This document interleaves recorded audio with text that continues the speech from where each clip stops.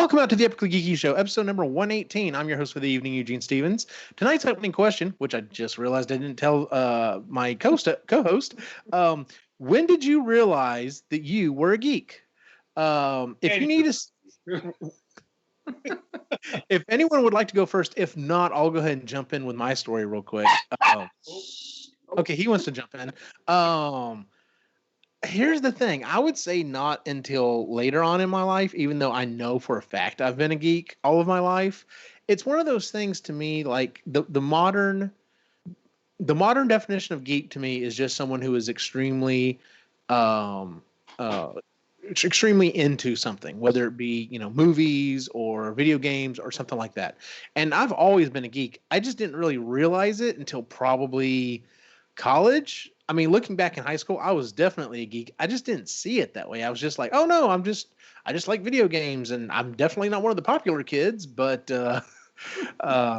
so it was something that I didn't really. It wasn't a name that I really claimed for myself until, like I said, probably at least college. And then after that, I was like, oh no, yeah, this is definitely who I am. So, what about you, Ray? Oh. Wish I would have got that question earlier. Oh, sorry. Well, someone else wants to jump in. Yeah, I guess I just always have known. It's always been there. I was always kind of the black sheep in whatever group I was in. Mm-hmm. I've always enjoyed games and stuff like that. Yeah, it's always been there, I guess. Just always in the back of my head. It was always known it was there. Good deal. What about you, Chris? When you went to Spider-Man with me. Yeah. No, but it was more that this is kind of the older I got, the more I realized, okay, it's not just that this is like Spider-Man was just a popular movie, so I thought everybody went to it. And then when I had kids and started going to mom groups and realized, oh, no, that was just me. Yeah. That's awesome. Yeah, it wasn't until I was with around other adults that I realized that maybe my geeky interests run a little different than the other moms that I was around. I wasn't the only one, but I was certainly few and far between. But it wasn't until I had kids when I realized it. It's funny because there's a group of people that we go and hang out with, like that I go and hang out with for movies, mm-hmm. And yeah, they don't want the wives to come because it's like, no, this is not their thing. It's and just I'm like, a guy thing. And I'm not so Chris really wants to come and see those movies. I'm not trying to be the wife who's like watching her husband and like can't let him have, like I actually want to go see those movies, and I get like I want to go to the movie theater and the fancy one and do all that stuff. But you can come, Chris. It wouldn't bother me. Yeah, I know it wouldn't. Yeah, it wouldn't bother you. Yeah, different group. Another conversation for another time, Sean. Gotcha. Sean, when did you realize? I'm kind of like Ray. I always knew I was a geek, like really early on. Like when I was a kid, like really young, you'd get up really early to watch Saturday morning cartoons. Oh yeah. I'd get up to watch Star Trek because they'd be airing the Star Trek episodes like at the hairy ass crack of dawn kind of thing.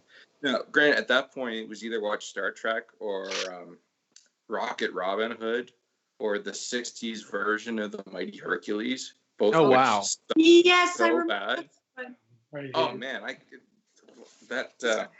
hated that the one. centaur's name. Newton. Newton, yes. Newton. Newton, the little fawn. Over here. I wanted to kick that fucker. Yeah. But yeah, I get up really early and watch the original Star Trek. So, and this would be like when I'm 5 or 6 years old. Mm-hmm. So, you ever want to take Newton's flute and just shove it in his ass? And yeah, it's pretty violent. I'm pretty sure in like the edited versions he did. Did you ever notice Hercules? I think they modeled the 90s Superman cartoon from Hercules. They're almost identical. That would make sense. Yeah. It was kind of weird, but anyway, I hated that show. Oh my God.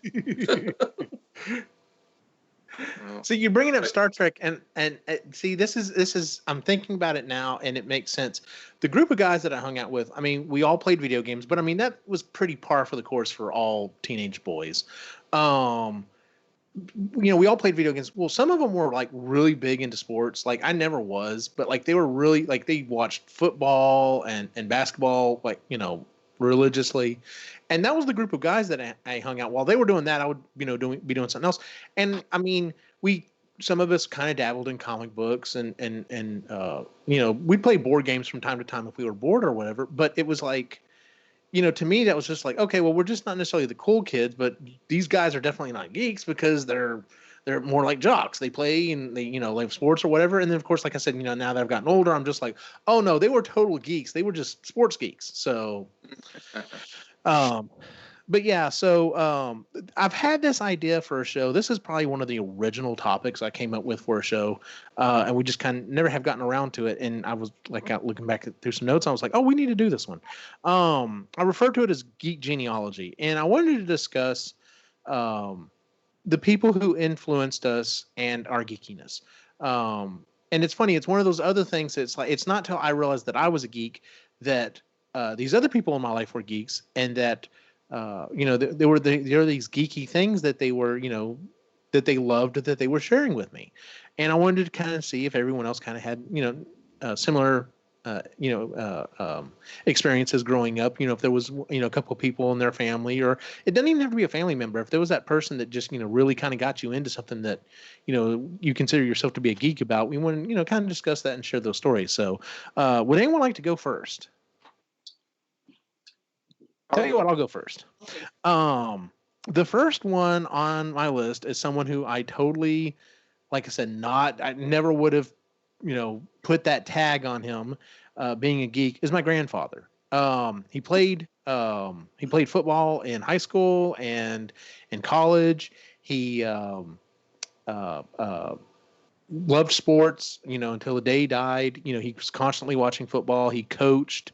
He was really into sports.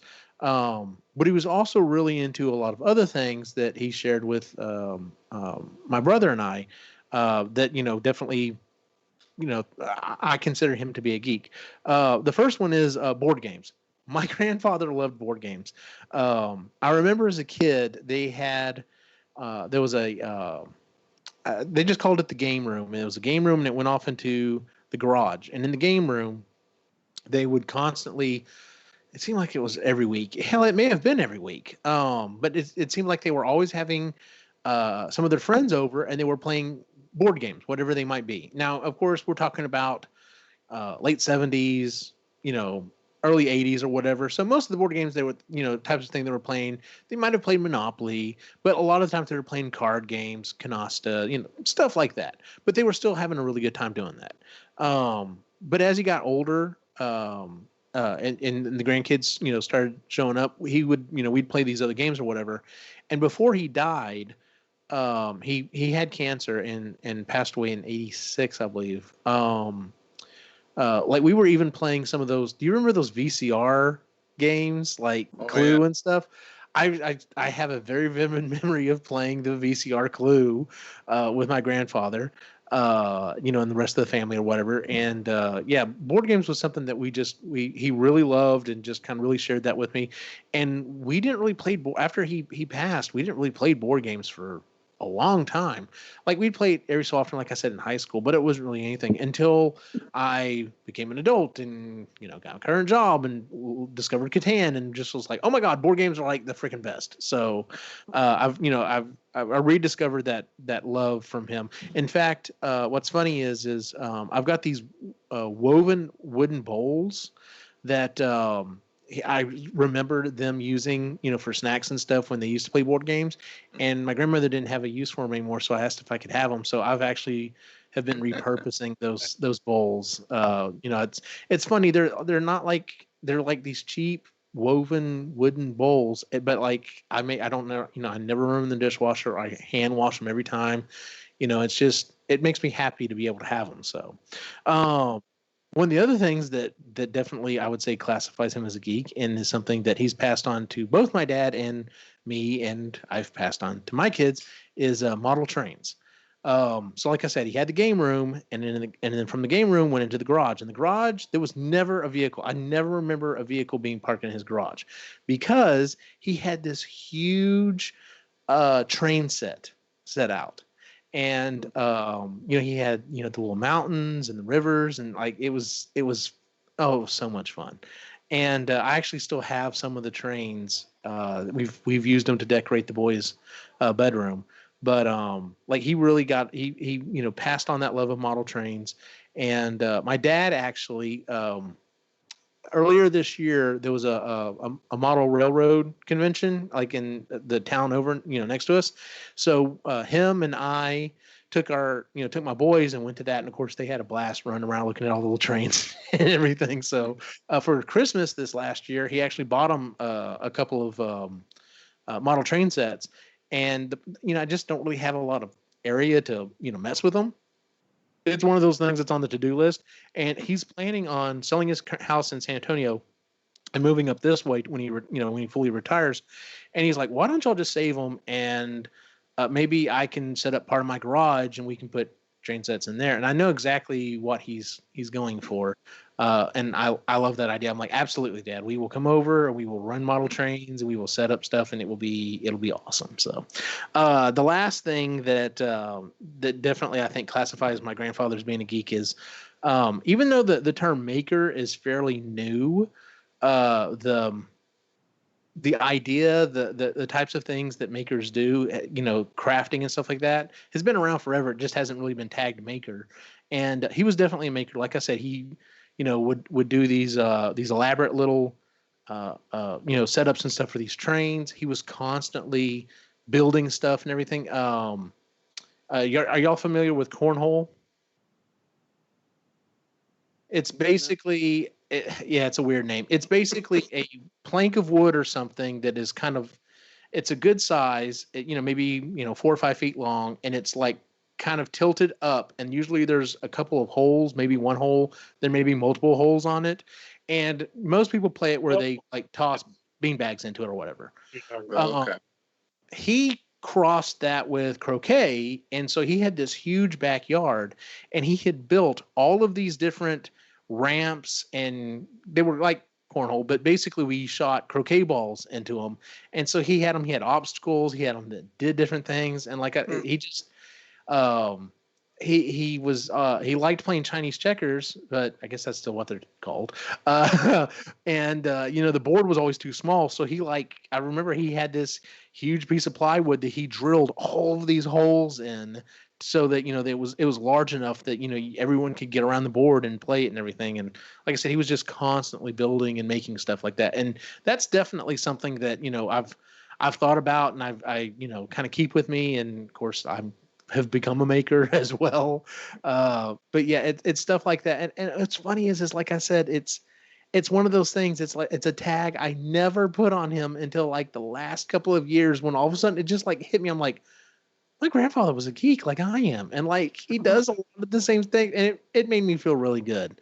But yeah, so those were the things that classify my grandfather as a geek. I guarantee you, if I called him a geek in front of my grandmother, she would probably be like, "What are you talking about?" That's she probably has some weird definition for it, and I just have to try to explain it to her or whatever. So, but yeah, I won't. He was definitely one of the biggest influences on my life. Especially being a geek. So, would anyone like to go next? I'll go. All right, Chris, who you got for us? I didn't break it down by people. I broke it down by category of things. Okay, that's cool. Okay, so the first one I have is music. Now, I'm not like Lainey level when it comes to music. She's a bit like... She's up there. She's right here. What's kids use nowadays? Extra? She's extra. Thank you. Sure. She's extra about music. I think she would take that as a compliment. I think so. So growing up, my mom never liked silence in the house. Like the TV had to be on or the radio had to be on just for background noise.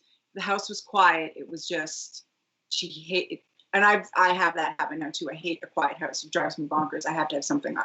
So as a result of that, she always had the radio on. And the radio stations that we listen to up here don't play. Are limited. They're limited. It's better now, but when we were growing up, there was limited. There was like three stations. So one she always had on was the local one, and they, especially on the weekends, they had oldies till noon. Huh? And my mom, I discovered, had really great taste in music. So from her, I got she loved listening to 70s R&B and funk, and she would crank it and dance around the kitchen, and she just always had that stuff playing. And we worked together once when I was 18 in that radio station. Would play their oldies till noon, and that's when I worked. And so that was fun. And then my dad's a big instrumental rock guy. So anytime I was in the car with him or whatever. I think the proper term is he's a concert whore. He's a concert whore. You've used that term before. Yeah, concerts. But with him, he loves instrumental rock. Just loves it. And he still does this now. Logan actually made mention of it. He will hang onto the steering wheel, but then like drum with his thumbs. Mm-hmm. And then he hums the song until he knows the words. But even if it's just 2 words, so sing those 2 words, and then continue humming. But yeah, he just loves instrumental rock so much, and was always playing whenever I was at his house. And I just really like it, and I still like it now. The kids think it's crap, but they don't get it. But then they play their stuff, and I don't get it. So yeah, having music on in the house. Or just something on, I got from both of them. It was never quiet in the house. It was always something was playing, and it was usually the radio. Yeah, my mom's that way about having something on. Usually it's the TV. Yeah. There's always got to be something on. Christy is a lot that way as well. Like she usually wants either music or the TV or something on. It's more so the older she's gotten, the more it's been music. I'm just the opposite. Like I keep my headphones on most of the time because I'm like, well, I don't want to. I mean, yeah, I could blare it, but then it's gonna be too loud when I walk in the living room. When I go into the bedroom, it's gonna be quieter. So usually I just have my headphones on most of the time. And but otherwise, yeah, the house is like dead silent. So, but I hear it in here, so whatever. Our house is full of singing and all that. Like Deb runs the kinder music classes, so it's constantly like mom singing or the kids singing, or it's kind of cute. Aww. Except when your kids start singing a song you can't stand. Yeah. Like Old Town Road. Oh my God. Logan likes that song. I don't even know where that came from. Oh, no. We don't have country in this house. No, thank you. No. Yeah, it's so. Anyway, all right, Ray. What's your first thing? All right. Which one should I start with? You know what? You did the same thing I did. Yeah, I did. That's cool. So I'll start with the guitar. So I've always been attracted to guitar. I always thought it was kind of cool, especially electric guitars, of course, because yeah. Never really figured out where that was coming from until we started talking about this show and stuff like that. And what it came down to was I remember one of my earliest. I was like 4 or 5. I'd go and hang out with my Uncle Wayne, and his son Ronnie had a bedroom in the basement, and he had rock posters everywhere. Nice. He's a lot older. 15 years older than I am. Oh, I think he's older than that. Maybe even older. 50s. So he's way older than I am. But the cool thing was, he'd be rocking out. Always had. I've never seen this man with short hair. Mm-mm. He's always had hair as long as he can get it down to his back, and usually has a beard now as well. And yeah, he's always rocking out. And he had, Metallica posters up on the wall, Megadeth posters on the wall, whatever you could think of, he had them on there. And I remember in the corner, he always had this one guitar, and I was never allowed to touch it for obvious reasons. Obviously, yes. I was always like, that's a kick-ass guitar. And yeah, so that was one of my first memories that I remember of being introduced into that style of music. And I still, you guys know my feelings on rock. I'd much rather have rock station on than pretty much any other music. This is what my dad has, especially pop music, right? Oh, he hates it. Oh, I love it. Hang me now. But that was one of the first ones I really remember. So thanks to Ronnie, very cool. Love guitars. What's your first one, Sean? I kind of broke mine into people that like, because I've always been a geek. Like I've always known all that. People that nurtured it, that they may not have been geeks themselves, but they knew what I was and helped along. Or people that kind of gave like a turning point. They got me onto something else. Now, right off the bat, I'm going to just lump my parents together. Okay. Both mom and dad, they did their best to nurture that aspect of me. Lots of Lego sets growing up back when Lego sets were like just a jumble of blocks. You built the thing once and then let your imagination soar kind of thing. When they knew that I was interested in Star Trek and like Doctor Who, when other kids are watching Polka Dot Door or Today's Special, I'm watching Doctor Who kind of thing. So they knew pretty early on that kids into science fiction. So when TNG started in '87, so I was only 8 years old and all that, Dad would take time to watch TNG with me. I remember those nights.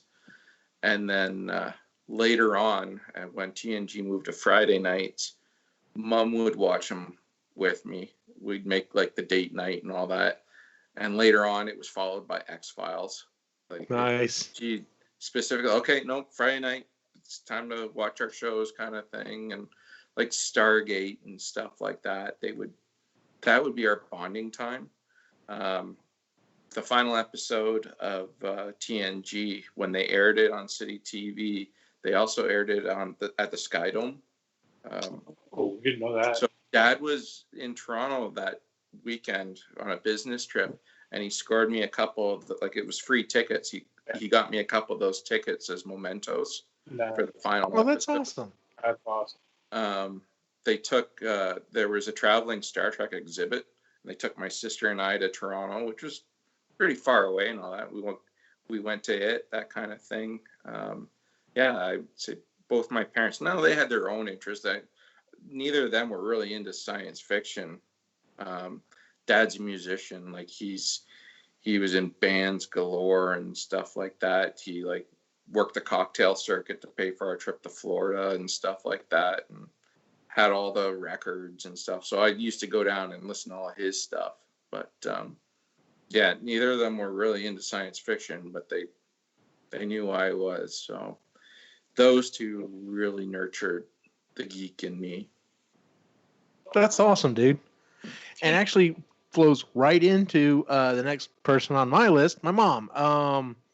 She loves sci-fi movies and she loves sci-fi television, to include The Next Generation. I never really watched the original series of Star Trek until I got older, and then I was like, oh hey, because once I got into TNG, I was like, there's more of this. Let me check into that. But okay, so going back to my original statement about when I kind of figured out I was a geek, TNG pretty much always played on Saturday nights. I can't remember. I think it was after, I think it was after American Gladiator. And so, you've got these guys, like I said, most of them are, pretty, like I consider them to be kind of jockish.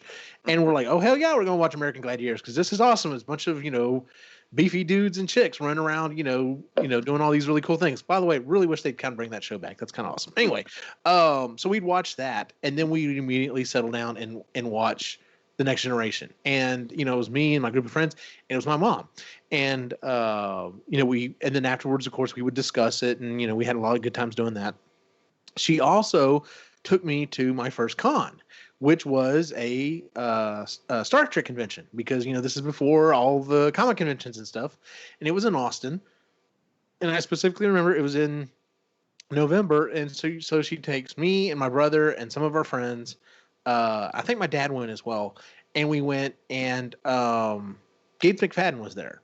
Was the only one of the group that they had, but she was there, and she's up on stage, and she's talking whatever. She starts asking questions, and my mom, says, "Can my son's birthday is next week? Could he come shake your hand or something?" She's like, "Sure." So my brother got to go up and shake her hand. We thought that was really cool. But yeah, she's always been into sci-fi and has enjoyed it or whatever. She loves like Harry Potter and has really gotten the kids into, she's trying to get them into that. My brother's kids definitely more so than mine. Like mine are, we're just trying to, we're meandering right now. I'll talk about that in a second. But anyway, so she's been really big into sci-fi and stuff. Like I said, she took me to my first con. She's also loved board games forever, and so especially when we started playing board games as adults more, she really fell back into that as well. She's a brilliant strategist when it comes to board games. Like, you definitely don't underestimate her. In fact, I'll never forget, we were playing a game of Risk, and I had the opportunity to wipe her out, and I took pity on her, and she ended up coming back and wiping me out. And she literally looked at me after the game and was like, "Did you learn a lesson?" I'm like, "Yeah, when it's a board game, don't have patience." She's like, "Yep, that's right." She's like, "Because when we're playing war, you're not my son." And I'm like, "Okay, got it, good." She never really was into video games, but there were a couple that she got hooked on, specifically Dr. Mario. I will never forget when Dr. Mario came out, like staying up and playing and being like, "All right, Mom, I'm going to go to bed." And she's like, "Okay." I'm like, "All right, well, good night." And I'd wake up like at 2 or 3 in the morning and walk back in the living room. My brother is passed out on the couch and she's still playing. One of the other games that I never would have thought she would have got into was when the Super Nintendo was out. One of my friends had bought the 4-player adapter so we could play 4 players, and we were playing Bomberman, and we were just, taking turns cycling through that. And she gave it a shot and loved it. And she was just right there in the cycle. So like literally, I think we were playing whoever had the lowest score or the lowest 2 people score, like jumped out, 2 other people jumped in, and she was right in there with us, just having a blast, having fun playing, video games and stuff with us. So she's definitely been a big influence. And then I don't know if all couples are this way. Does it seem like, especially when it comes to like the kids' toys, one adult kind of like keeps up with it more than the other? Because like I was definitely the one, like Christy was like, "Okay, well, let's buy the boys a Transformer figure or whatever." Who do they not have? I knew exactly who they had, who they didn't have, who they needed, whatever. It didn't matter what toy it was. I was the one that was locked in like that. My mom was the same way. My dad couldn't have told you, no clue. But my mom instantly knew. Like, the only reason we got double of any Transformer was because we both asked for that particular one. Never doubled up. Like, she knew. She wasn't into Transformers, but she sure as hell knew, what was going on. So, I think the only thing that we kept track of was Skylanders. Yes, the Skylanders. That was it. Gotcha. Yeah. Other than that, it was kind of free for all, because most of the stuff that the kids are in, you could do multiples of anyway, like Lego sets. Mm-hmm. And get multiples. Yeah. But yeah, I've always been the one that, like I said, of course, I'm a big kid, so that didn't hurt either. So, but yeah, it's like I said, she was always into, like you said, even if she wasn't into what we were necessarily into, she definitely, helped promote it. If it was something, reasonable or whatever, she definitely, wanted us to explore it and, kind of go for there. So, but yeah, that was the second person on my list was my mom. So, who's next on your list, Chris? So my next category would be sort of I love homemaking. I do. I really like it. So knitting, baking, gardening, any of that kind of stuff I get from my grandmother. My sister and I spent a lot of time with my mom's parents growing up, and they lived on a farm. And my typical 1950s couples, my granny was always in the kitchen all the time.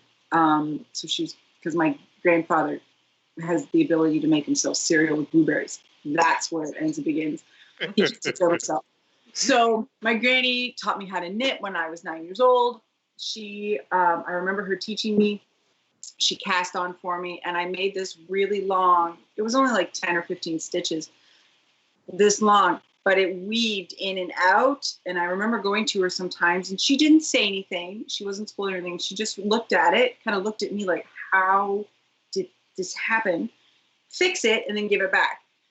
She used to knit Barbie clothes. She used to knit. She knit my doll. I had a doll named Tanya when I was 10. She knit my doll Tanya an entire snowsuit. It was red, and it was amazing. Wow. She has. Still exists. It still exists. It's at my mom's house with the snowsuit on. It's amazing. And I wrote her name. I wrote my doll's name on her back. Anyways, my granny has this butter tart recipe, and these are coveted butter tarts. Everybody in the family. She used to make dozens upon dozens of them when she was more able-bodied. And I am the only one in our whole entire family that actually knew and was witness to making these butter tarts. I got calls from my aunts about this. Wow. We're not allowed to mention it to anybody. No. So what the secret is. The secret. You can't know. I happened to be there when You it were, happened. yeah. Just that love of slowing down. She didn't like doing it. She confessed later that she didn't like cooking and she didn't really like doing it, but that was kind of the role that she had to have in the being in the 19th life. But she was just so good at it, and I just really loved spending time with her because she was lovely and sweet and patient with me, and it was really my love of all of the sort of the domestic science of it comes from her. She's rad. Awesome. Yeah, there's a recipe or two in my family that's the same way. It's like, do you know that you got it from said person? Can you? Yeah, it's one of those things. And nobody knows. No, you can't have it. But nobody knows where to find it except for me because it's not called butter tarts. No, just call it that. It's something completely different. So when my grandparents moved from the house that they had before to now, my mom rifled through all of my granny's cookbooks. The recipe, and I'm like, oh. So, like you're not getting it out of me. I actually, so now it's a bit lost. I don't really remember much of it, but I do remember the secret ingredient. So, and that's what makes it. And that's what makes it. Nice. Very cool. You reminded me of something. Like I remember the closest thing I would have to that was when I got Evil Lynn. With the rest of my He-Man characters, she didn't have a cape. And I was like, Mom, she's got a cape in the cartoon. Why doesn't she have a cape? So she made a cape for her. And I was just like, awesome, great. Now, so she's got a cape. So, because, the rest of the characters, the rest of the dudes look pretty, spot on with the cartoon. It's like, why didn't they put a cape on Evil Lynn? That doesn't make sense. Whatever. So, Ray, what's your next one? So, okay, I'm going to touch on something here real quick before I get into this next one. So I don't list my mom on this one for influences. Aww. Because she's adorable. I could tell her that I wanted to paint with mud, and she'd get you the mud. She'd give me the mud. Like she was very loving in the way and supportive, and I could tell her that a crumpled piece of paper was my portrait of her, and she would have kept it. She's over the top in how much she's extra. Yeah, she's. It's adorable. Yeah. But thankfully I had Kitty and Red. Those are my parents from that 70s show. Gotcha. Kitty, my mom very supportive, and my dad called me a dumbass. Idiot. Yeah. But that being said, I'll move on to the next one here. So speaking of my dad, I have a very fond memory of, and my dad got into, I love going to the theater, and I think where it really started picking up, I was 11 years old, and my dad was like, "Want to go see Jurassic Park?" Like, yes. So we go, but he doesn't, and my dad's usually a little bit on the cheap side. Doesn't he take me to the special director's cut that's playing in Toronto, and it had extra scenes in it, and it was Totally awesome. The scene where I've talked about it to a few friends before. You know the scene where the guy gets spit on and he's got acid on him? Okay, Uh-huh. in the director's cut, he's holding his intestines. Like it's, and I looking down, like I remember watching this thing, like, oh my God. And so he's holding his intestines as he's trying to get back in the Jeep. And I remember all of that. And it was an awesome movie. And, Dad always got you whatever treat you wanted. And as long as you were good and quiet, you were good. Like, but he Yeah, you had to be quiet. That's you the had key to be with quiet. That. That's the key with But that. but yeah, it was so going to the movies was always extra special when you went to Dad with Dad because he made sure he would a little extra mile for you to make sure you enjoyed it as long as you were quiet. That's awesome. So, but yeah, love of movies definitely started with that, and then eventually I remember going to we were watching. I just remember this too. We were watching a movie at the drive-in theater at Inland Sound. And at that drive-in theater, there's two screens, and Dad always parked perfectly so that at the back, so that if he didn't like the movie at the front, he'd watch the second movie. So cool. In the second movie, and he's like, I don't know. And we looked over, and it's playing Terminator 2 on the other screen. He's like, hey, you want to listen to that one? Yeah. So we clicked it over, and we watched Terminator 2 instead. Nice. Yeah. That's awesome. Sean, what's your next one and/or person? Well, I did a nurture with both my parents last time, but I gotta go back to my father because he turned me on to Britcoms, British TV, and movies. Okay. He was always big into it. Saturday night was either Saturday night at the movies on TVO with Elwie Yost. I don't know if Chris and Ray may remember him. I know. Anyway, it was just this host that they always air a couple older movies, and instead of commercials, it would be interviews with like the actors and stuff like that throughout the movies by this gentleman, Elwie Yost. And like most kids, like I'd be like 8 or 9, maybe 10 or whatever, and most kids at that age are like, no way, these movies suck. And no, I was right into it. And if it was bad movies on, we'd flick it over to like PBS and watch like Are You Being Served or Keeping Up Appearances, that kind of thing. Uh-huh. And I remember it so fondly. Like we got banished to my parents' room because my mom, there was no way she was watching that stuff. So we'd watch it on like this little 19-inch TV kind of thing. But yeah, to this day, like I've got them all on DVD. I watch them religiously. And every time I watch it, I think of my father. And I know it was him that got me into it. So it was one of his things and all that. But yeah, it turned into a bonding thing. Like every now and then we'd like be watching it, and then he'd like reach over and pull out some pepperonis or something like that, kind of thing. But yeah, back to my dad. So mom and dad both not only nurtured, but they did get me hooked on some stuff too. Yeah, sounds like it. Yeah, my dad does like Britcoms as well, and every so often he'll bring up one, and because I'll if I see something. Of course, I haven't hardly watched anything recently, but I'd recommend something to him. He'll recommend something to me. Once again, rolling right into my next person. The last person I had on my list is my dad. He would. I don't want to say he's the least influential, but he's definitely a car geek. Like he's really big into cars. I'm not so much, but I can appreciate. I can still appreciate, looking at, like going to an auto show or something with him and appreciate the cars, especially if they're older vehicles. But like last year, I think it was, I finished up a Ghostbusters event, and he was like, hey, there's a car show here. Do you want to go check it out? And I'm like, yeah, sure. As long as it's fine. After I'm doing this thing, and he's like, yeah. So we went and did that. I didn't have the pack on, but I was still in gear or whatever. And he's like, are you okay? I'm like, I walk around like this okay all the time. I'm fine. So we went to this car show. We had a blast doing it. He also loves board games. That's another thing that, we've, since we started playing board games as a family, is, like a lot of times it's me, my brother, my dad, and my mom playing. or some combination of us with other people or whatever. But yeah, he loves board games as well. The other thing is he enjoys going to the movies, and there's stuff that he's seen maybe all of the Marvel movies. Like he's not like super into them, but he's seen them.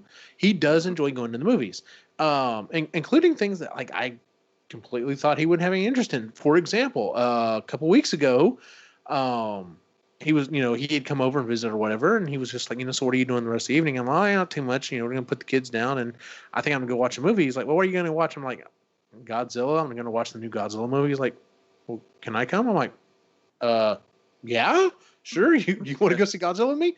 Yeah, I don't have a problem with that. That'd be awesome. So he ended up going to see Godzilla with me. He enjoyed it. But like I said, there's a lot of movies that I never would have thought he would probably go see, but he enjoys going to see movies or whatever.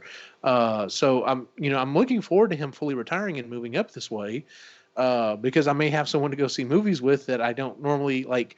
I'll go see movies with Jen sometimes. I'll try to go see movies with Lainey and Joseph sometimes. I'll try to go see movies with my brother sometimes. But if he's retired, like he may be my go-to. Hey, listen, I'm trying to go on Tuesday night because it's super cheap that night. Everyone else has work the next day. Do you want to go? And he'd probably be the one to be like, yeah, sure, let's go.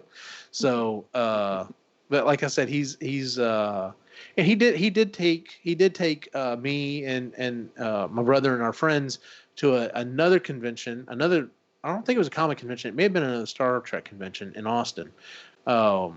But I'll never forget that either. Walking around, because it was a Star Trek convention. Because I kept looking around, going, "What's all this comic book stuff doing here? This is supposed to be Star Trek." Like it just didn't. Yeah, but yeah, he was probably my one of the other people that had a big influence on my geekiness. So between my grandfather, my mom, and my dad, I don't think I had a prayer of not being a geek, to be honest with you. So. All right, Ray. All right, Chris. Who's your next person, or? So my general category of geekiness. I had I had absentee parents growing up, so I was left to my own devices a lot of the time, and TV was sort of I was also a bit of a latchkey kid, so I was really allowed to watch whatever I wanted to. So for me, that's how I found out about these things. It was The Next Generation, X-Men, movies. When we got the movie network, I just would spend hours watching the movie network, because I didn't have any supervision growing up. I was allowed basically to watch whatever I wanted to watch. And that's where I discovered a lot of these things, and my love of movies came from, and a love of watching television came from nobody telling me to turn off the television. So thank you, Mom and Dad, for not being there.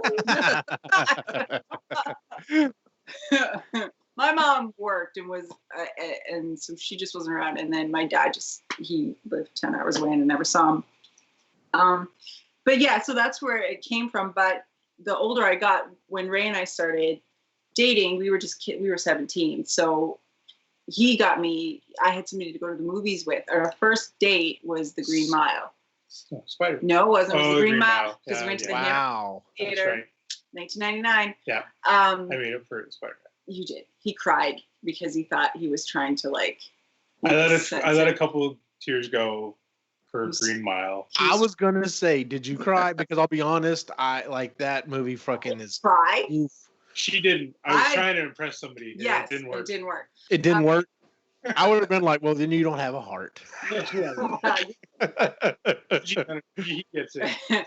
But that was our thing, especially when we were younger, was because that was really the only thing we can do was go to movies for dates. So me starting to want to go to the movies started when we started dating. And now we've carried that on through the kids. And that's sort of like our family outing is when we love to go watch movies with the kids. And like July 2nd, when we go see Spider-Man. And also it's come out more with just hanging out with you guys.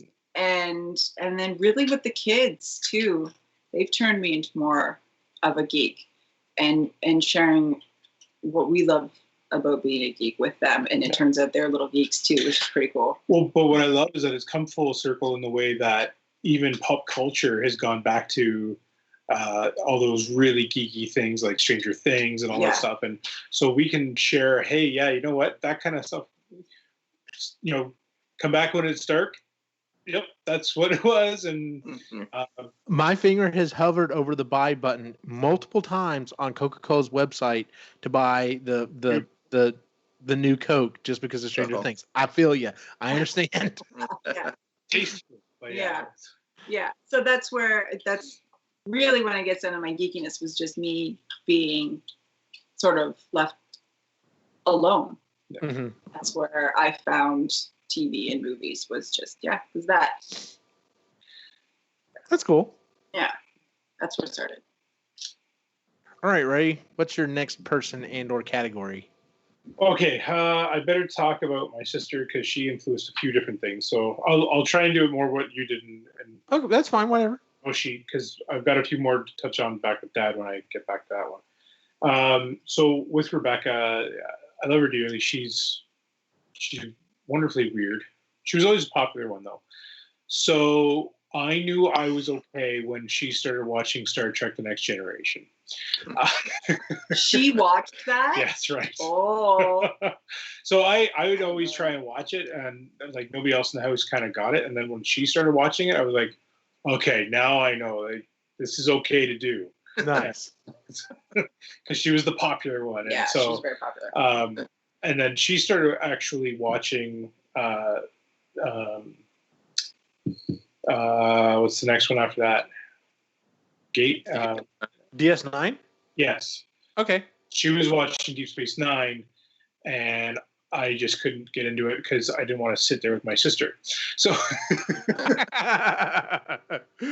like, yeah, no, I'm not gonna watch that. I'm gonna go play video games because I don't want to watch that with you. So, but she also influenced my love of music a little bit more. Like my parents don't have the greatest taste in music. They're okay. They smooth jazz. Smooth jazz. That's my mom's thing. Elevator music. She gets into that shit. Oh yeah, which wow. Yeah. But it's great. I turn out. Okay, just Mom. Relaxes me. Okay.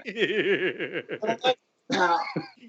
So, thankfully, my sister introduced me into other influences, and then she kind of got off into a little bit of the weeds when she started listening to jungle music and house music and rave music, and really she was getting that. right into that, and I'm like, okay, time to find my own.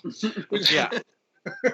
So that's when I really started getting into more alternative rock, punk music. I really got into punk for a while, and a couple other things to rebel against my sister because that's what you got to do. So, but that was definitely a big influence as well. Those types of things with her, and then a combination of her and Dad really got me into audiophile. Like I really love good sounds.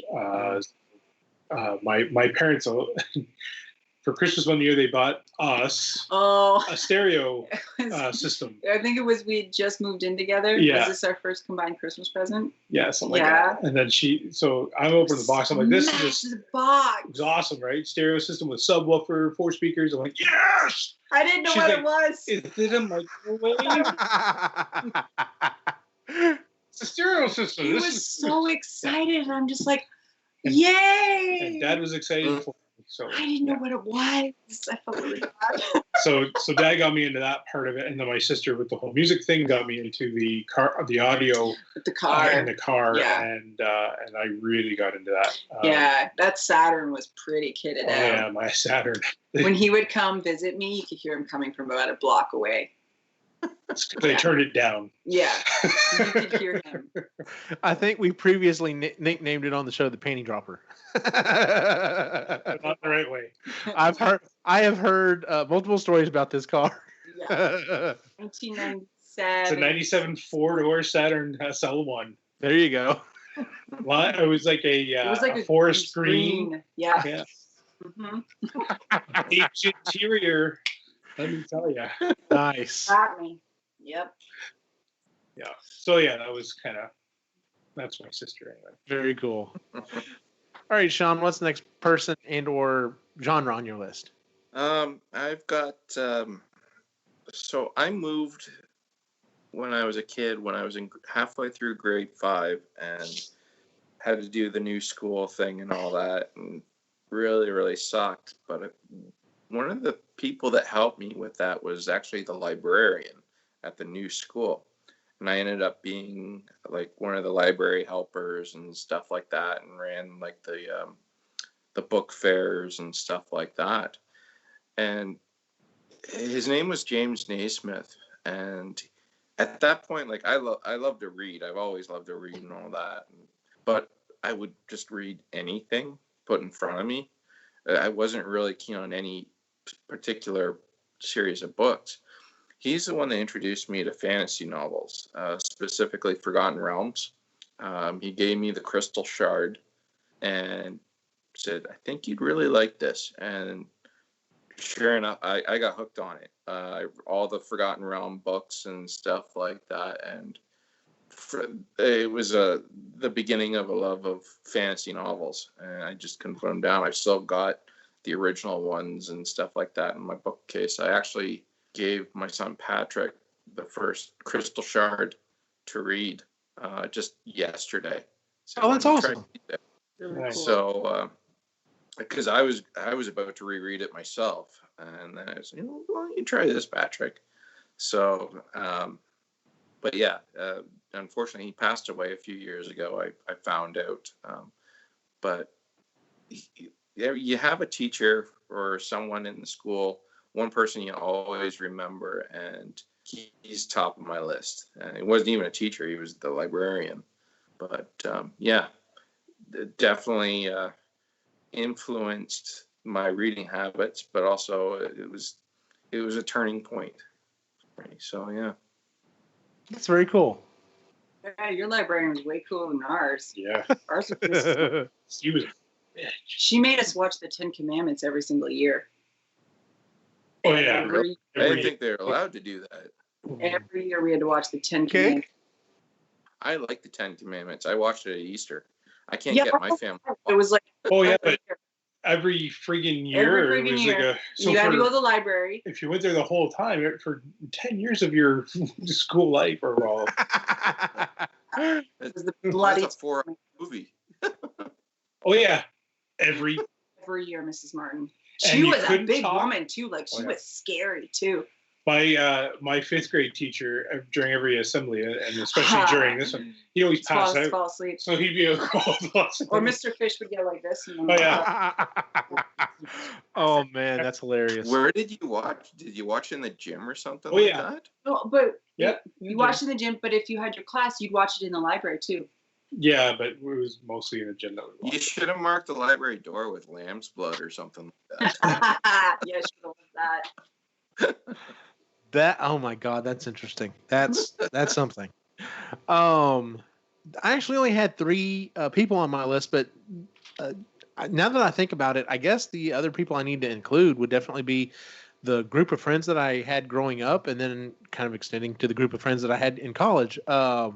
My brother's one of them. My good friend Lewis is one of them, and then we had several other guys that I hung out with. And like I said, these guys, a lot of these guys were like super into basketball, definitely really big into football. But like watching The Next Generation on Saturday night was like one of our things. Going to Blockbuster and renting, Terminator 2, or I'll never forget.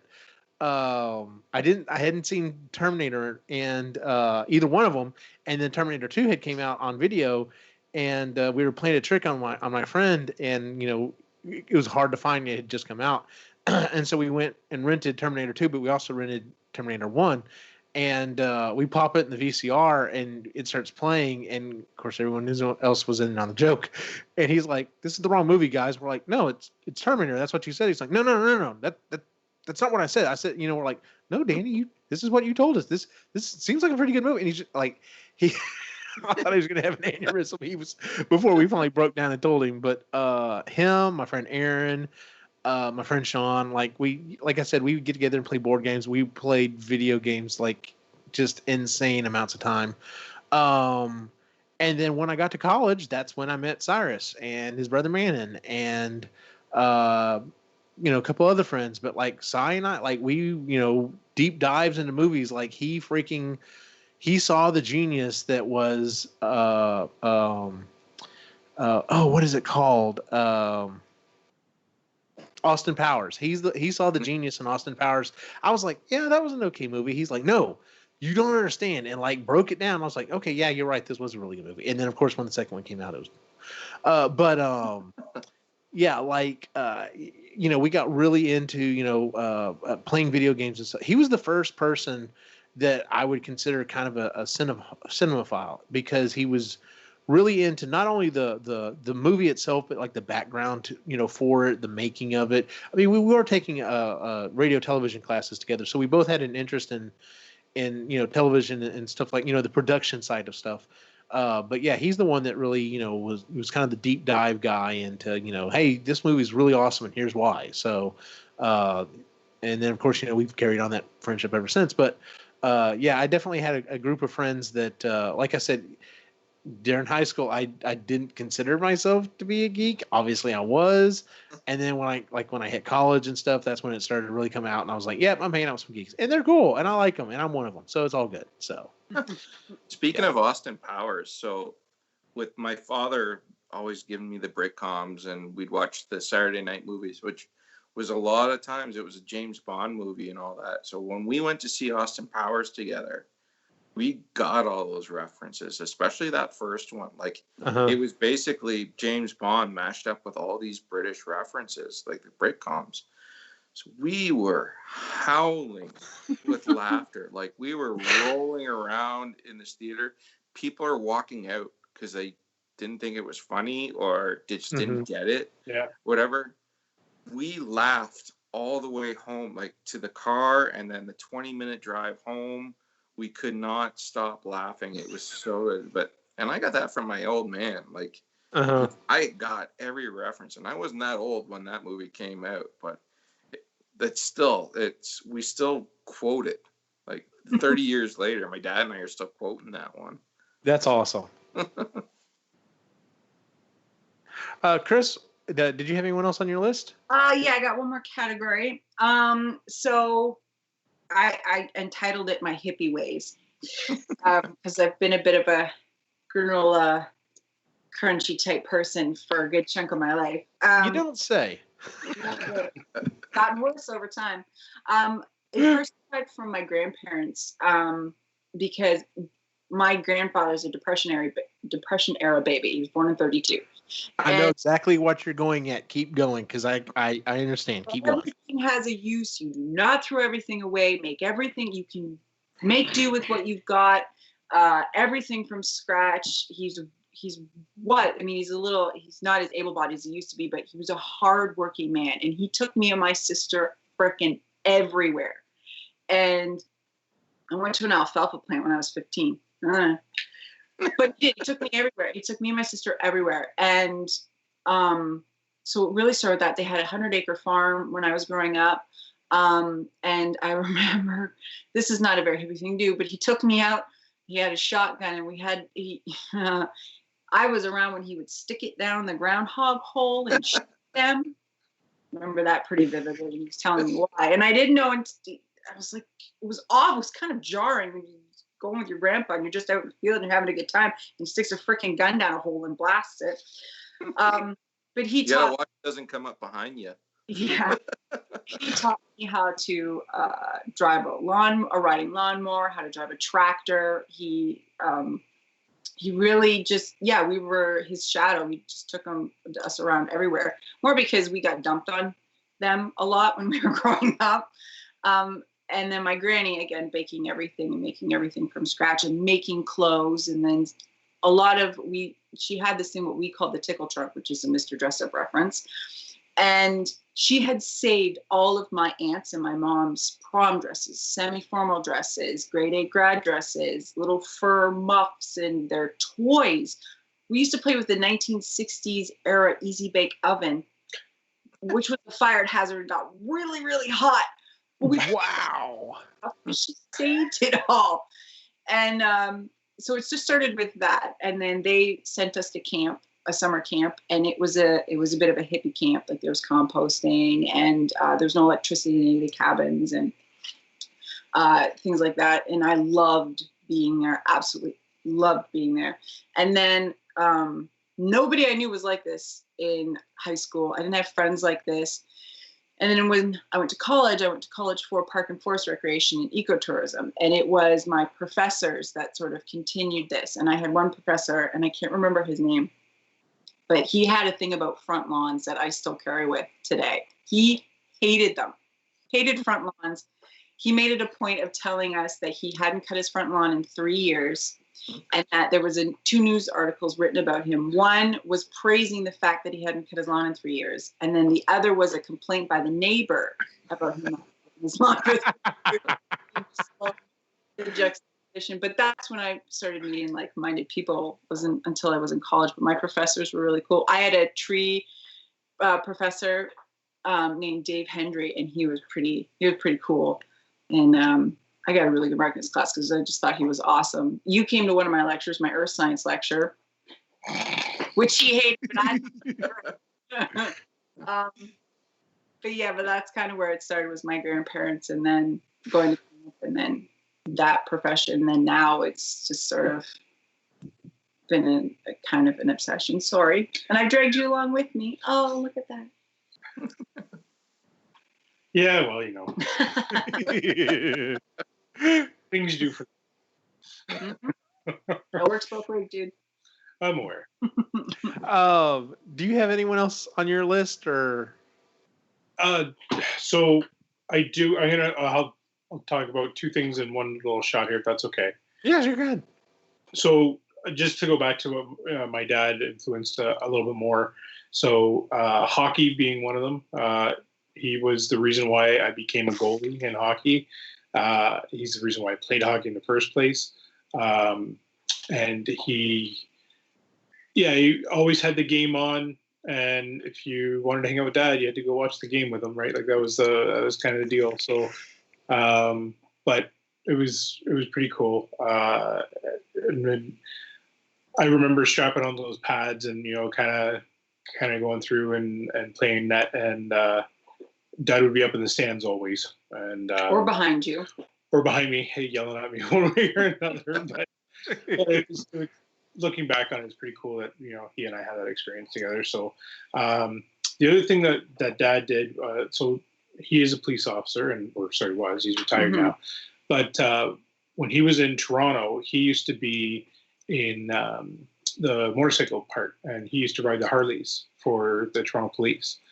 And he loved riding motorcycles so much that he went and got a few different Goldwings. I always remembered him with a bike. Like Dad always had a bike. We'd always go jump on the bike and go for a ride everywhere. And so I always had a love for bikes, and I never really got into it until later in life. It was after kids. And so I've had a couple of bikes, but I still haven't gone for a ride with my dad yet, side by side. And so it's kind of cool. I've told you guys the story that I got the bike now. It's a 1979 Goldwing, which is awesome. So my goal is to get that fixed up and take Dad. He and I go for a ride. Oh yeah, he won't sit bitch. He won't sit bitch. So, which is fine. But I just thought it'd be kind of cool, as ride side by side with Dad. So that would be awesome, dude. Yeah. So the other thing with Dad about the cops, man, I love a good mystery. A good mystery. Chris hates it when we watch. Especially if they're real. Well, when I was a kid, we used to watch Unsolved Mysteries. We would watch, all those shows. Cops. We loved watching Cops and stuff like that with Dad. And so he really influenced that kind of that. But now when I'm watching movies, especially if it's a mystery, I'll be like, okay, this is where the story's going. This will be the end. She gets mad. She's like, what? I suspend disbelief when I watch movies, and he is spending the entire time figuring it out. So it's frustrating. You're just like, he just can't enjoy it. You just had to freaking figure it out. Part of that. So, but yeah, that was kind of that's that influence there. So, The last thing I'm going to talk about, and I feel horrible because I don't remember his name and I don't remember the family's name. My parents had a lot of friends that we'd go hang out with when we lived down in the Toronto area.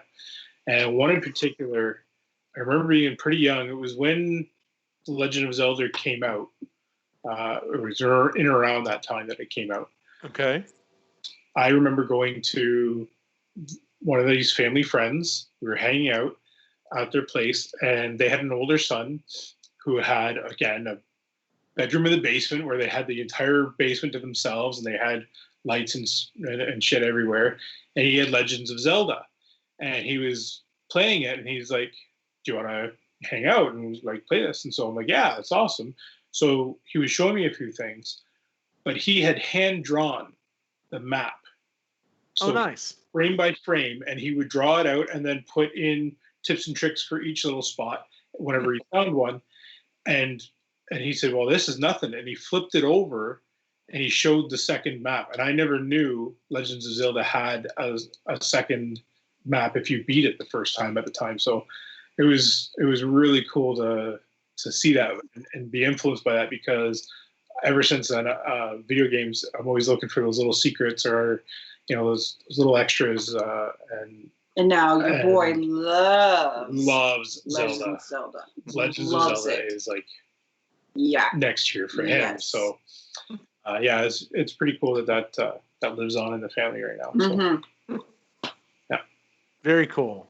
Yeah, very cool. Sean, do you have anyone else or anything else you want to? I got a few, but I'll buzz through them. All right, cool. So in high school, I had my computer science teacher, and also he was my math teacher and stuff like that, Mr. Delat. He was an engineer, but for some reason just didn't go high. He just wanted to teach in high school, so he was a really smart guy. Huge Star Trek fan too. So like he would get dressed up full Klingon regalia and all that during Halloween. Oh wow, cool. Sweet. Yeah. So when I went through high school, I was kind of the last of a group of other students that were really into Star Trek and TNG and stuff like that. So they basically all graduated like the year that I started in grade 9, and then there was no one in the high school after that student wise that cared for Star Trek. So it was pretty quick that Delat found me out and knew that I was into Star Trek and all that. So I guess a lot of the faculty was big into Star Trek too. So what I would do is I would tape the TNG episode the Friday night, give it to Delat the next time I saw him, and then I'd get called to the principal's office a few days later to collect my tape. The principal was the last one in line that needed to see it. Are you serious? That is so awesome, dude. I used to have to do this. I did it for a few months. So it's hilarious. But they were basically Delat and a couple of the other faculty members were the only ones I could talk to Star Trek. It was kind of annoying because none of my friends were into it or anything like that. But no, we'd like get into like philosophical debates about certain episodes and stuff like that. But Delat, he was a big influence. Also, he kind of like got me into computer science as well. I ended up taking like every computer science course they had in high school and took computer science for a degree when I got out of there and all that. So, who else do I got here? So I got a couple really good friends. Ray's met him, Josh and Mike. And so Josh, I went to public school with, and we did the computer science thing, the gaming thing, and all that together. And then I met Mike in university, who kind of took it up a next level. By then, Josh had kind of fallen out of that. But Mike, big into gaming, Transformers, the whole 9 yards. We ended up like rooming together, that kind of thing. We'd order all the Transformer episodes off of eBay on VHS tapes, and then just duplicate the hell out of the tapes. And to this day, we were still into that. Like, I got Beast Wars the other day on DVD, and he's like all gung-ho kind of thing. And he's in Ottawa right now, so we don't get to see each other very often. He's like 7 hours away. But when he comes down, it's gaming weekends and all that. Like, there was one weekend, it was just him, came down, brought his laptop, and we sat at my kitchen table for 2 days straight playing Diablo. Nice. So it was one of those nurture things that he was a really big deal on that one. My father-in-law. So when I first met my wife online, of all places, we met in a chat room kind of thing, and she thought I was a stalker because it turns out we grew up pretty much in the same town, just never met. So I'm talking about all these people that she knew kind of thing, and there's places that she knew, and freaked her right out. But anyway, when we finally hooked up and all that, she said, "You're really into Star Trek. You might want to meet my dad." I'm like, who wants to meet like the father of your girlfriend kind of thing? Anyway, sure enough, we meet, and he like, "Yeah, I want to show you something. You like Star Trek, right? I want to show you something." So he brings me down the basement. I'm like, "Oh God, here we go." Opens up a door, and the first thing I see is a model train set. This whole room is covered with a model train, which I've always loved trains, but I never really got into it.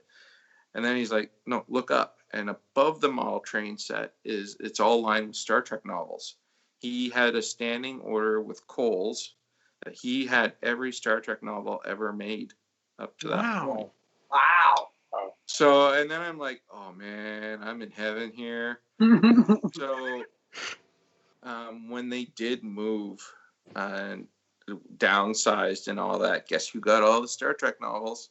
Nice. So that was a few years ago. I've got them all. They're right now. They're in boxes, which sucks. I found a couple older ones missing in his collection that I've since remedied, and I've also now I have the standing order with Amazon, so I've got all the novels ever printed and all that. So I just, oh, there's a new one. You want to borrow this one, Al? Here you go, kind of thing. Nice. He doesn't have time to read them as much, but like I had to get a freaking computer program to keep them in a database. Like they're just so many. I think they're like over 800. Whoa, really? Yeah.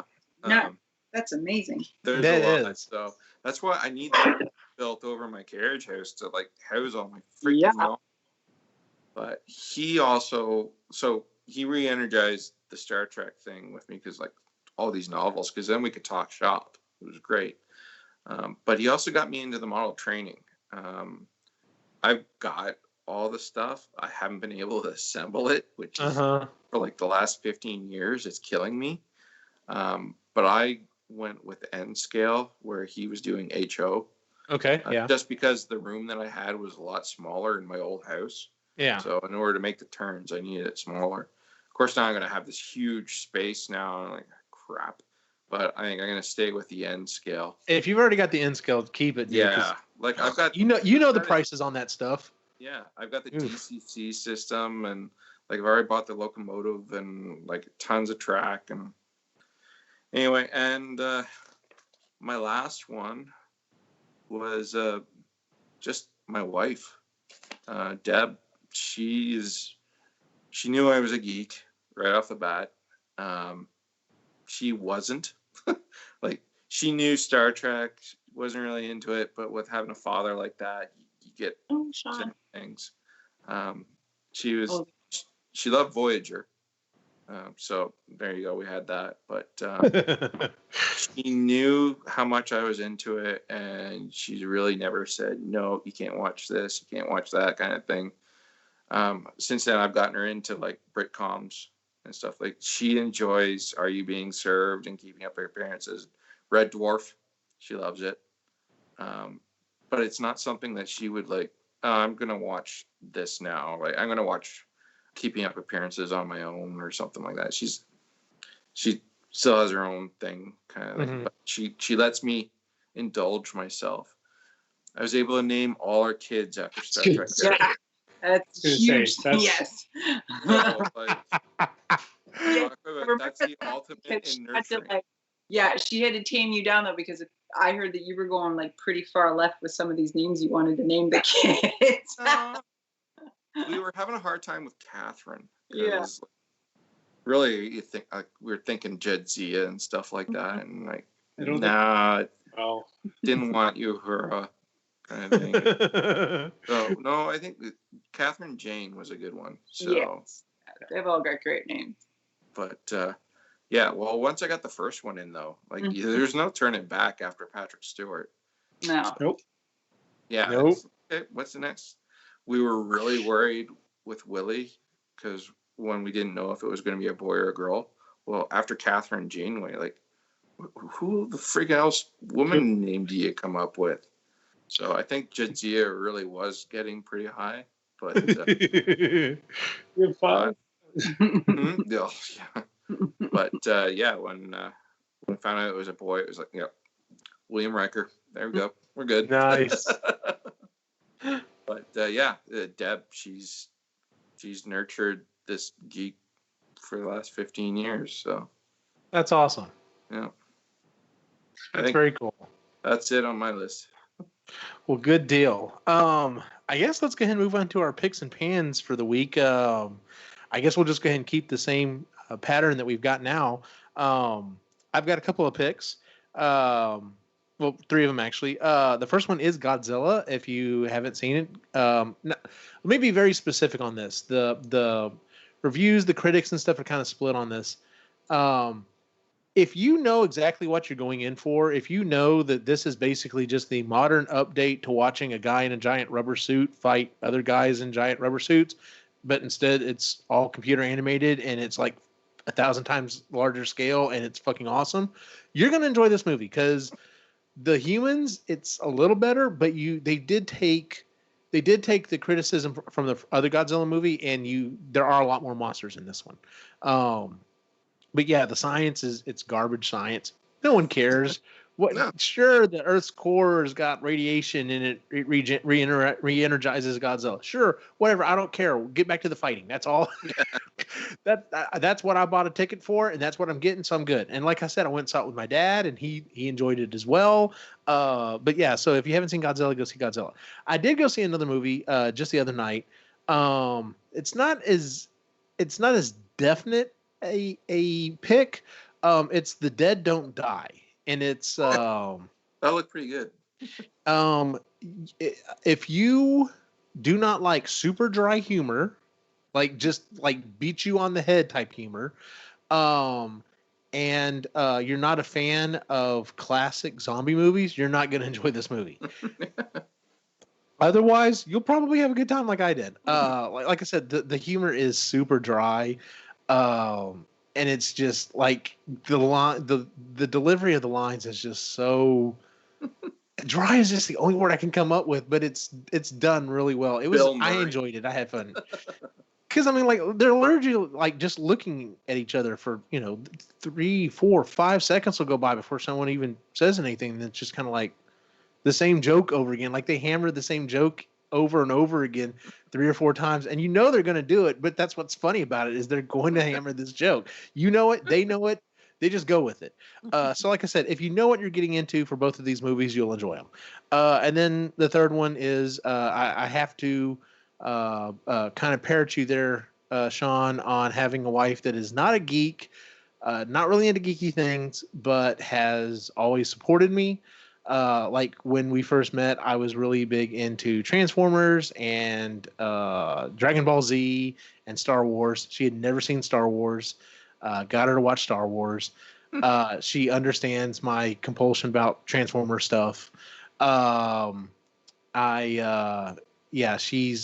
is our 17-year anniversary. So yes, it's we got to really kind of celebrate last weekend. So today we really didn't do too much of anything. We did go eat dinner at a hibachi grill, and we decided to take our boys because we thought they would have fun with that. And of course, they were kind of like, what's so cool about this place, blah blah blah. And then, a couple tables over, they start seeing the fire, and they're like, "Is that going to happen?" I'm like, "Yes. If you will wait, there's going to be fire right there."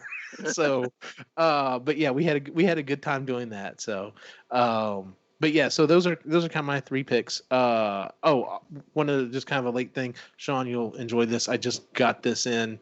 It's the first issue of the Transformers / Ghostbusters crossover, and Yeah, I should be getting my Ectotron hopefully sometime soon because that is a transformer I've been waiting for my entire freaking life. So you're gonna turn the Ecto-1 into a robot? Hell yes! So I just read my Transformers and Star Trek crossover. oh, really? Turned Nice. Enterprise into Transformer. Nice. Cool. Yeah, that should have happened a long time ago too. So Yeah. so those are my picks for the week. So Chris, do you have a pick or pan for the week? Okay, so it's been a while since we've talked, so I have some stuff. All right, go for it. Okay, so first I'll do my pan because I only have one. We are nearing the end of Vex Generation. I had to stop the audiobook and bitch. I had to rant. I hate Britt the Elder the much that I can't do it. I hate her. I hate her. Not the book. No. The character. Have you finished the book? Oh, We're almost there. Okay. I hate her. There's Easy. I haven't started that one yet. there's a little bit. There's just a little bit with her, and then No, it's okay. I understand where you're coming from. Yes, a little bit. A little bit is what got her going. I had to stop it. I'm like, I literally went, in the car and had to stop it because it was just really, I just wanted to throat punch her. Okay. So Scott Meyer, kudos to you. Great writing buddy for writing such a fucking irritating character. Okay. Anyway, so picks. Our cottage neighbors are from Michigan and they're very, very sweet. And they were talking to us last summer they were here and how in America, your cereal aisle is just bonkers. And I absolutely love it. And we love cereal that we can't. Thank you, Ray. Mm-hmm. So she bought us Kicks and Fruity Pebbles. Nice. Thank you, Allison. Logan last week. So the kids were done school on Thursday. So this week, they had their last assembly. Logan's teacher called us the night before and told us that she had won the citizenship award for her class and that Logan didn't know. So I cried. And then we went to the assembly. She was like, what are you guys doing here? We're like, oh, it's the last assembly. And she had no clue. So when her teacher went up and said these wonderful things about our daughter, and then said, and the award goes to Logan Andrew. And the look on her face, she was utterly shocked. She got tears in her eyes. She had this big grin on her face. And I started crying. And so there was a lot of crying. So that was great. Also went to the mixtape tour concert with my sister in Toronto. And that's New Kids on the Block, Salt and Pepper, Debbie Gibson, Tiffany, and Naughty by Nature.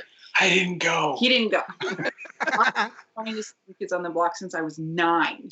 And it was amazing. And I love my sister very much. And we have very, very similar taste in music and sense of humor. So I couldn't talk the next day. We were just screaming and singing. It was amazing. The kids got good report cards. And then today we were out and we had like a snacky dinner tonight. So we stopped at Tim Hortons, and Tim Hortons has these Beyond Meat sausage biscuits now. Mm-hmm. It made me so happy. It was so delicious, and it tastes like sausage. It was amazing. And then I kind of got a job. I have a new job. Wait, what now? Yeah, I have been a stay-at-home mom for over 13 years, and my sister-in-law is opening up a store, hopefully next Friday, and I will be working for her. Kind of do administrative stuff. So, yeah, so that's a new chapter in my life, but I'm very, very excited, and I'm not stressed out about it or anything like that. I'm just really excited and happy about it all. That's awesome. Yeah. Very cool. So that's it. That was my big laundry list of stuff. Good deal. Ray, do you have a list of things? Well, I have a couple of things. She hit on a lot of the stuff with like Logan and my sister opening the store and stuff like that. So I'll pick the stuff that's not as big of a deal. I'm sorry. Took your thunder. Raptors win the championship. Last time we talked, we didn't talk about it at all, but NBA championship goes to the Toronto Raptors, which was pretty wicked. I was able to go to Game 5 with my dad, which was amazing. I saw that. That was very cool. Yeah, it was absolutely incredible. I saw it today. I know it came out a couple days ago. Paul Rudd has joined Ghostbusters. Yeah, that looks cool. Should be interesting. Yes, it is. I love Paul Rudd. Should be interesting. So, and then the other thing is I finished Outland. Okay. I'm interested. I'm curious as to where we're going to go. Yes, there's discussions that need to be had. Yes. And Yes, there is. then, yeah, we are very close to finishing Vex Generation. Yes. And I don't want it to end. I don't want it to finish because I know. that means It ends. it's done, and I don't want it to be done. Well, maybe not. Well, you know what? Like I said, once we do the episode, I do plan on contacting Scott Meyer and seeing if he wants to come back on, so we can do a wrap up. Yeah, it'd be cool. So. Be cool to talk to him about it because I want him to announce that there's going to be a TV show because there was a couple episodes or there's a couple things in there that have happened. Sean, don't worry, I won't ruin it for you. But there's definitely some scenes in this book again that I need to see on the TV. Right? Like it's Yes. that I can visualize that happening in my head. Yes. I want to see that happen so bad. I think I know what you're talking about. But we'll have to talk about that later. Thanks, Sean. Yeah. All right, Sean. Do you have a laundry list of things, or? I'll keep it short. I got a pick. So Patrick, my oldest, graduated from grade 8 this year. Nice. We were so proud of him and all that. So we were at the graduation, and he won the science award. Oh, good. That's the award that both Deb and I wanted to win, and we didn't. Uh-huh. So we were like so proud and so jealous at the same time.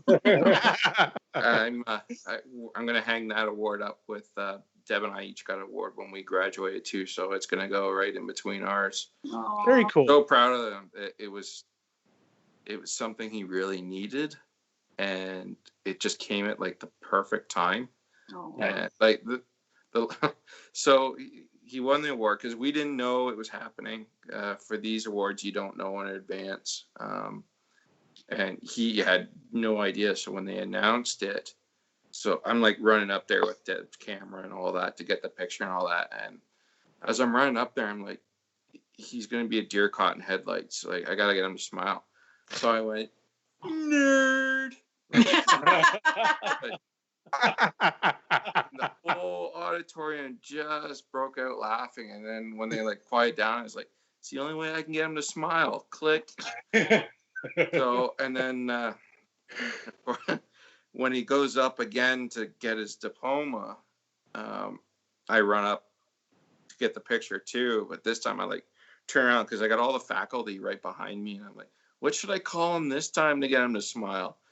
And I said it loud enough so everyone heard and all that. So he did the smile thing again. So I was able to snap another picture. But yeah, pretty big night.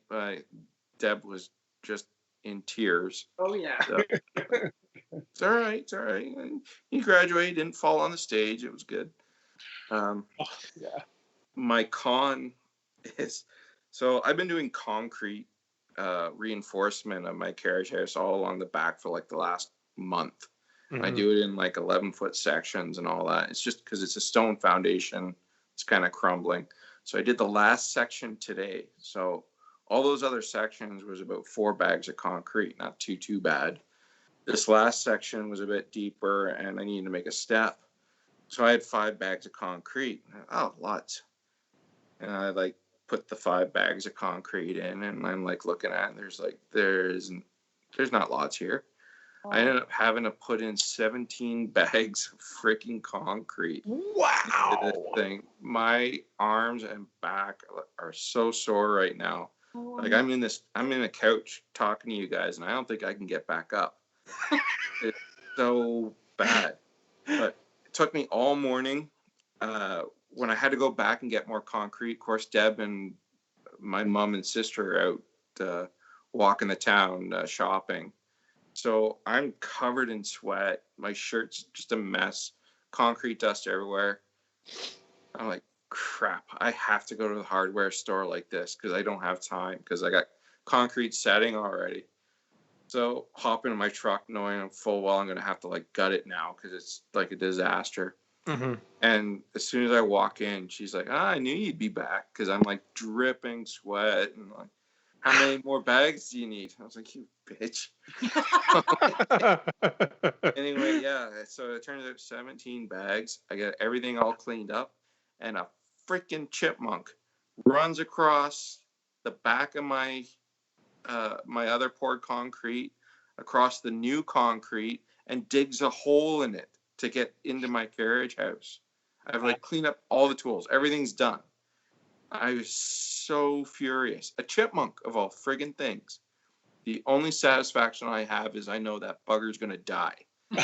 Jump through the concrete. He'll be covered. His back will be stiffer than mine tomorrow. Little bastard. But I've never seen anything like that. Like he literally dug a hole into the concrete. That's crazy. It is crazy. Yeah, so that's my con. Yeah, I would say so. Yeah, pretty rough. Well, that is it for our show, ladies and gentlemen. If you would, please give us a 5-star rating on iTunes, Stitcher, and Google Music. We're also available on some of the other streaming platforms that are skipping my mind at this point. But yeah, definitely, check out the show. Recommend the show to someone else. Say, hey, if you like geeky stuff, give the show a shot. We also have a couple other shows. We have the Marginally Geeky show. We'll be recording a new episode of that here in the next couple of weeks. We are doing the final book in the Magic 2.0 series, The Vex Generation, like what's already been brought up. Marginally Geeky just recorded this week, so we'll probably have a new episode of it out here in the next week or so. And then you can find those on those shows as well on all the different streaming services. You can check us out at epicallygeeky.com and follow us at Epically Geeky on Facebook, Instagram, and Twitter. We do have an Etsy store as well. I'm currently backed up on stuff, but I'm trying to get it cranked out as much as possible, especially if you've ever wanted a quote-unquote full-size Matrix of Leadership. Got you covered. And then you can follow us individually as well. Where can we find you online, Chris? Here at Epically Geeky, on Marginally Geeky, on Sustainably Geeky, and we just recorded an episode on Tuesday about light pollution, which was very, very enlightening, not to use that terrible pun, but it was. I learned not bunch. I didn't, and it happened. But it was really, really informative, and I learned a lot about it. The woman who's on there, she is more than an expert in her field, and it's a really great episode. And you can find me on Instagram at Cedar Birch Cottage. Plastic-free July is coming up, and so I will probably start posting again. Very cool. Ray, where can we find you? The Reluctant Yeti on Twitter and Instagram. I have been putting a few things up that I have made. My sister needed a couple pieces for some of her picture frames, so that's what I've got. A couple more coming as well. And then went to Michael's today, and I'm enjoying the watercolor lately. So I've got more coming. I've got a lot of different ideas. So it's the spark has started to something, and so I got to keep going with it. Very cool. More to come. Sean, can we find you online anywhere? Yeah, you find me here, Epically Geeky. I'm sometimes doing the Marginally Geeky if I can actually get caught up on the books. And I'm thinking about creating a webpage for snuff films for chipmunks. So there you go. Look for that in the future. When you said that, I immediately thought of you like walking around like Chris's grandfather with the shotgun. Shotgun's too clean, too quick. He's got to pay for this. And if you want to follow my individual wacky adventure, you can follow me at Optimus Gene on Facebook, Instagram, and Twitter. For everyone on the site, have a good night.